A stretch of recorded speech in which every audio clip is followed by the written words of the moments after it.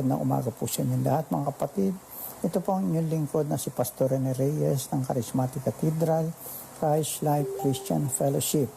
Ang muling nag-aanyaya sa inyo na samahan ninyo po ako sa pang-umagang pagbubulay-bulay ng makapangyarihang salita ng Diyos.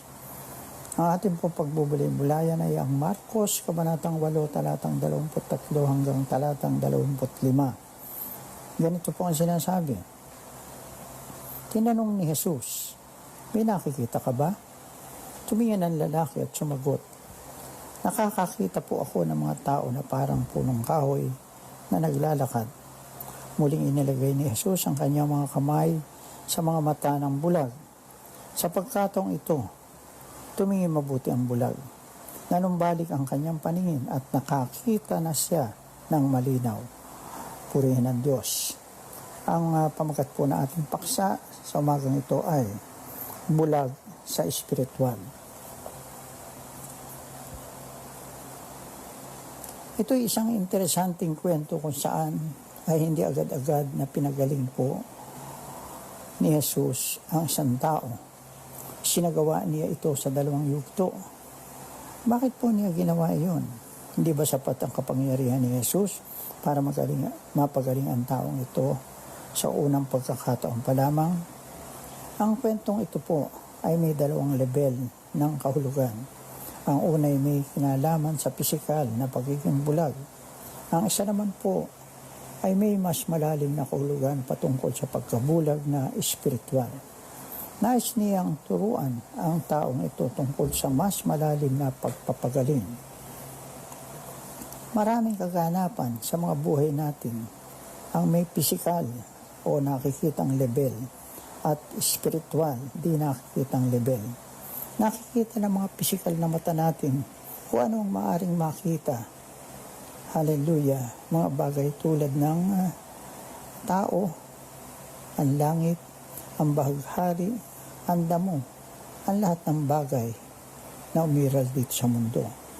Ang mga mata natin spiritual ang tumutulong naman po sa atin na makita ang mga bagay na di nakikita ng pisikal na mata, tulad ng pag-ibig, kagandahang loob, katotohanan, habag, kabanalan.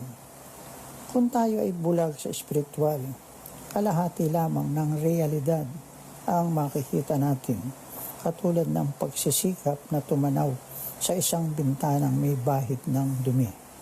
Hindi natin nakikita ang larawan o katotohanan na buong-buo.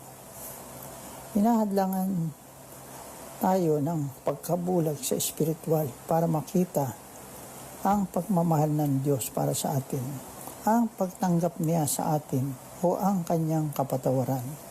Kung bulag tayo sa ganyang mga realidad, nakakaramdam po tayo ng kawalan ng pag-asa at kawalan ng kapakinabangan. Kung hindi natin nakikita ang pag-iingat ng Diyos sa atin, mamumuhay po tayo sa takot. Kung bulag tayo sa pag-abot ng kanyang mga kamay sa atin para tayo gabayan, namumuhay tayo ng walang direksyon.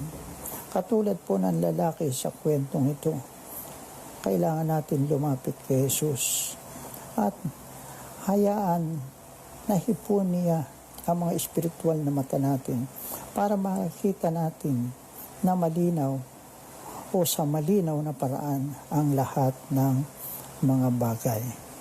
Purihin ang Diyos. Kapatid, bulag ka ba sa espiritual? Di mo ba nakikita, hallelujah, ng malinaw, hallelujah, ang pagmamahal ng Diyos sa iyo, ang kanyang pagmamalasakit sa iyo, ang kanyang pagpapatawad sa iyo? Di mo ba nakikita ang pag-ibig, pagmamahal din ng iyong kapwa sa iyo? Kung gayon, lumapit ka kay Jesus. Hayaan mo siyang hipuin ang kanyang mga kamay, ang iyong mga espiritual na mata. At nasa gayon, makita mo ang lahat ng mga ito sa pamamagitan ng kahabagan, pag-ibig, pagmamahal ng ating Panginoong Jesus. Purihin ang Diyos. Patuloy po kayong pagpalain ng ating Panginoong Diyos. Sa maraming salamat po sa inyong pakikiisa sa pangumagang pagbubulay-bulay ng banal na salita ng Diyos. At have a pleasant day.